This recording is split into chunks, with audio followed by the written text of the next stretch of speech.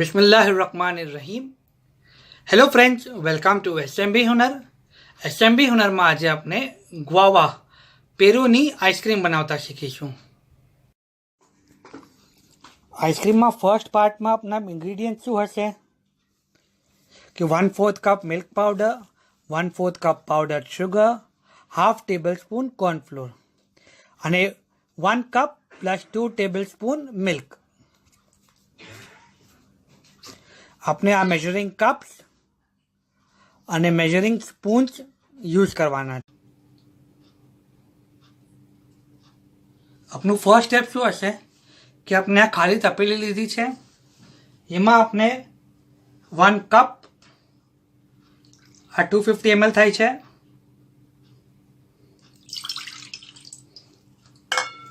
Plus 2 table spoon 15 ml each. 1 cup plus 2 tablespoon cow's milk. આમાં આપણે cornflour, milk powder, powder sugar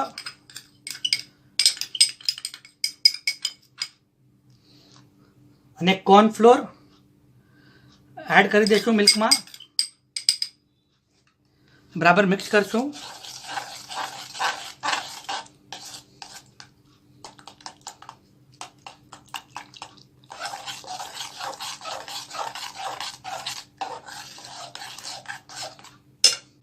હવે આપણે આ દૂધને બોઇલ કરી લઈશું.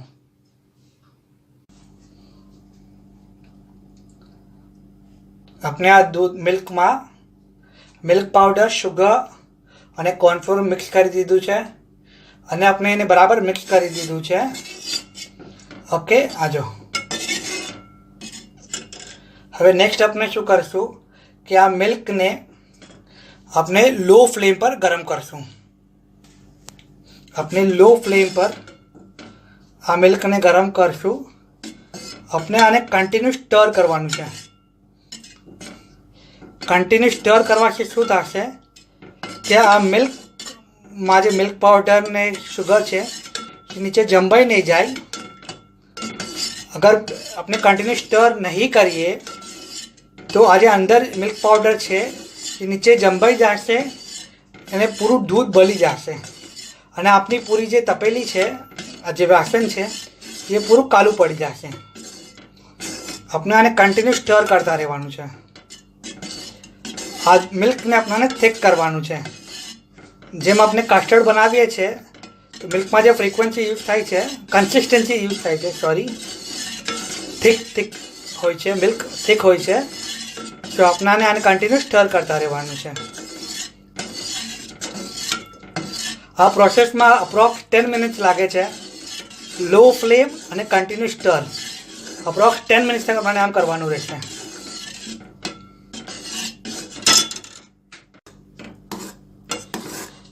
આપણે આને કન્ટિન્યુ સ્ટર કરતા રહીશું ને તો આપણને ફરક ખબર પડશે કે આપણે જ્યારે સ્ટાર્ટ કરેલું અને કન્ટિન્યુ સ્ટર કર્યા બાદ આ દૂધ જે વેટમાં છે થોડું હેવી લાગવા લાગશે, થોડું ઘટ થવા લાગશે.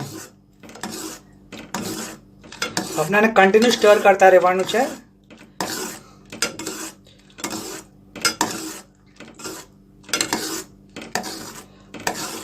આપને ખબર પડશે કે આ દૂધ હેવી થઈ ગયું છે. જે મિક્સર છે જે આપણે સ્ટાર્ટ કરેલું મિક્સરને અને કન્ટિન્યુ સ્ટર કર્યા બાદ આપ જોશો તો આપને ખબર પડશે કે આ મિક્સર હેવી થઈ રહ્યું છે.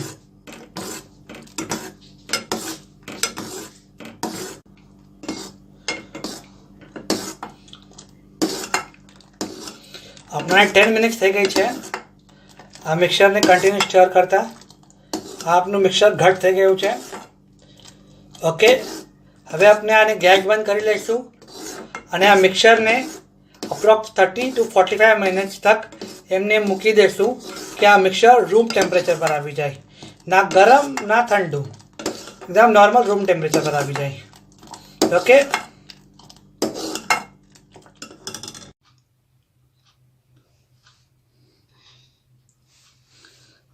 અપ્રોક્સ 45 મિનિટ્સ બાદ આ આપનું મિલ્ક એકદમ રૂમ ટેમ્પરેચર પર આવી ગયું છે. હવે આપણે આમાં મિલ્ક મેડ મલાવશું 1/4 કપ. આ 1/8 કપ છે, તો આપણે આવા 2 કપ નાખશું.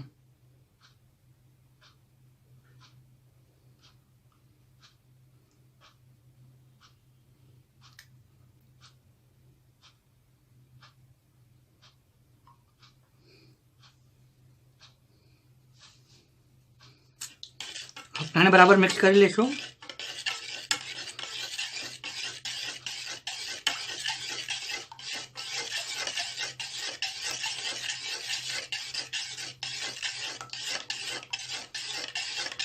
હવે આપણે આને સાઈડ પર મૂકી દઈશું.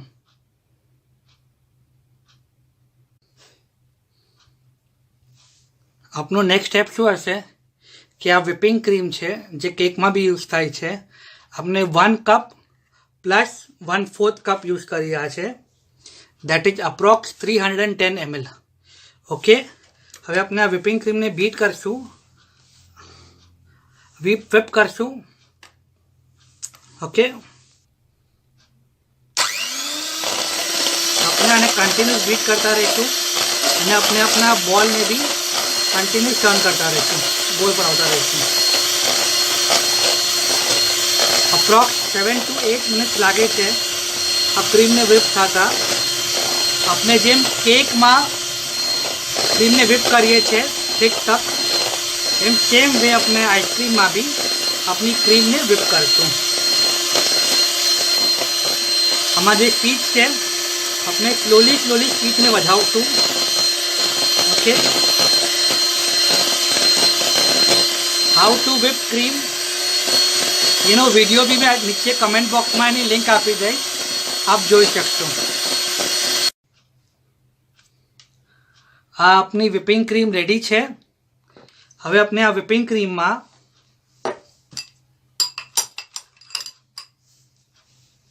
આપનું જે મિલ્ક મેડ છે, મિલ્ક પ્લસ મિલ્ક મેડ, એને એડ કરશું.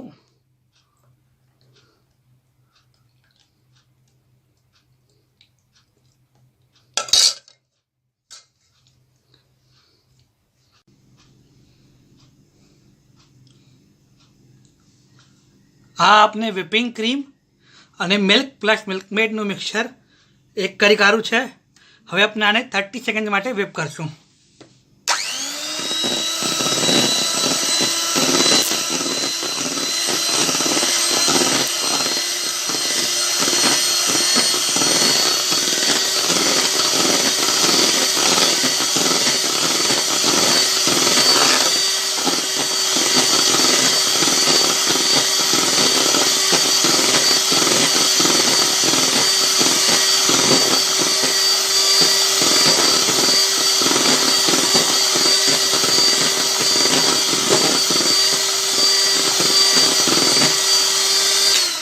Okay,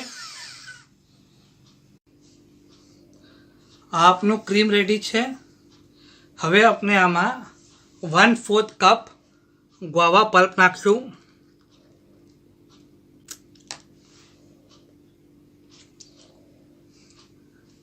half teaspoon pink colour optional છે, અને હાફ ટીસ્પૂન ગુઆવા એસેન્સ.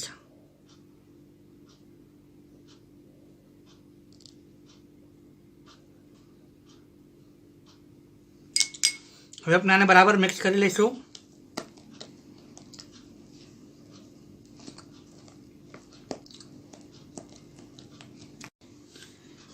અને હાફ ટીસ્પૂન જેટલા ચીલી ફ્લેક્સ નાખશું અને આપણે બરાબર મિક્સ કરશું.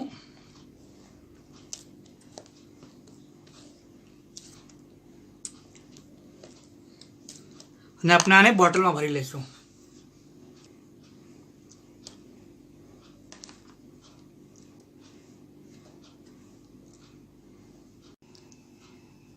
આપને એ ડબ્બામાં ફિલ કરી દીધું છે. હવે આપણે ડબ્બાને બરાબર ક્લોઝ કરશું. આ એરટાઇટ કન્ટેનર છે, એ વાત ધ્યાન રાખજો. હવે આપણે આને 12 વાગ માટે ફ્રીઝ કરવા મૂકી દઈશું.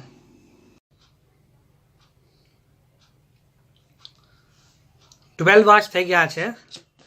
12 વાગ્સ બાદ આપણે આને ફ્રીજમાંથી લીધું છે અને આ રેડી ટુ સર્વ છે.